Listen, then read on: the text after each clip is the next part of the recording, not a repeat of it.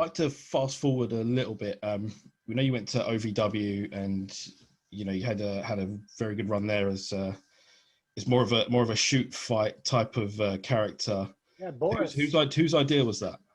Well, it's funny because I always try to get it, capitalize on anything that made me different. So when I went to Japan, I was a foreigner, white guy, so I was different. I did judo, I used that. And then when I went to OVW, the fact that I just came from Japan, people didn't know what I was doing, I had several matches over there. Actually, I had a few smaller shows, like a outdoor festival or whatever, but I didn't have hundreds of matches, But people didn't know that. All of a sudden, that just because you came from somewhere else, they kind of elevated me a little bit as well. But everyone was doing the same thing, lock up, headlock, tackle. And I brought this battle art style, and the battle art style made me stand out immediately and completely stand out. So I used that to my advantage as well. So Paul Heyman one night was kind of watching from the rafters, just our practice when I was training in Rip Rogers' class.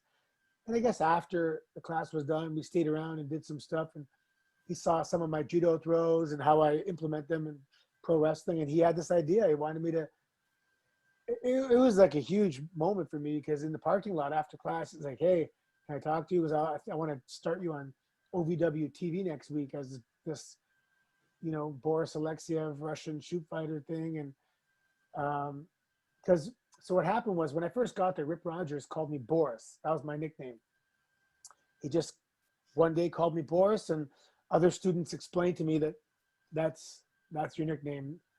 If he called you that, you're going to be known as Boris. And I'm like, Boris? I'm Anthony Corelli from Canada, and all of a sudden I'm Boris. But my original coach was Don Koloff. So I thought, when I literally woke up in the middle of the night. And I'm like, I'm going to ask Coach if I can use the Koloff, and I'll be Boris Koloff, because there actually hasn't been. There was Boris Zukov, Don Koloff, Ivan Koloff, but I think there wasn't a combination of Boris Koloff. So he gave me the blessing, and I started using Boris Koloff, and I was doing this Russian character, because then, by being this secret special force trained fighter guy, I can use some judo moves, and I can do some things that people aren't used to, because that's the backstory, and it kind of makes sense. And then Paul Heyman decided to add the name Alexiev because Vince McMahon he was a huge fan of that Russian powerlifter Alexiev, who was like, I think maybe the first guy to break 500 pounds on a clean and jerk. And just to have that positive association with the name, to get it noticed.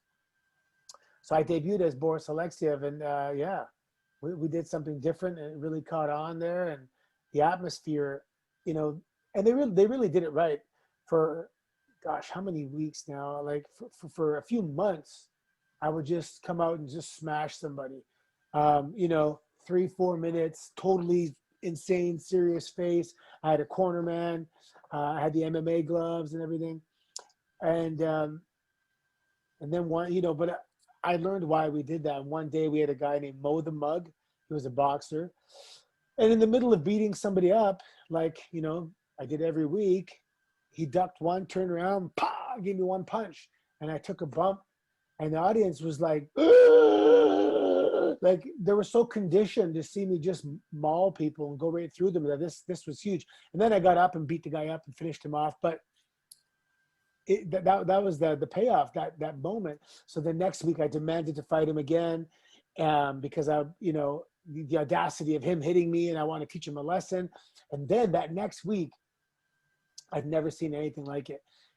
It was like people thought they were watching an underground fight, a boxer versus Russian MMA guy.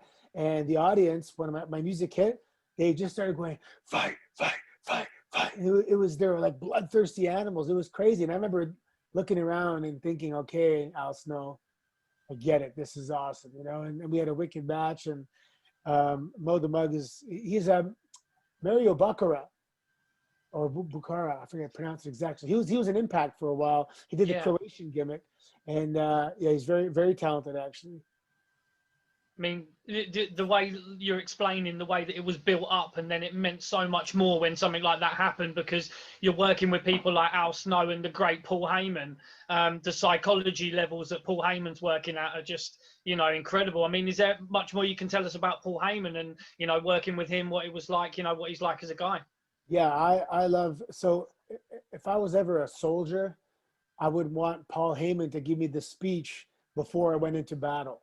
You know, he has a really good knack for just bringing out your best, hyping you up, really painting a picture of the significance of the moment, you know, and he was fantastic. I had nothing but positive experiences with Paul Heyman to this day. And, you know, then being on the road with him, you know, over all the European tours and sitting in a bar late night, listening to incredible stories and by an incredible storyteller.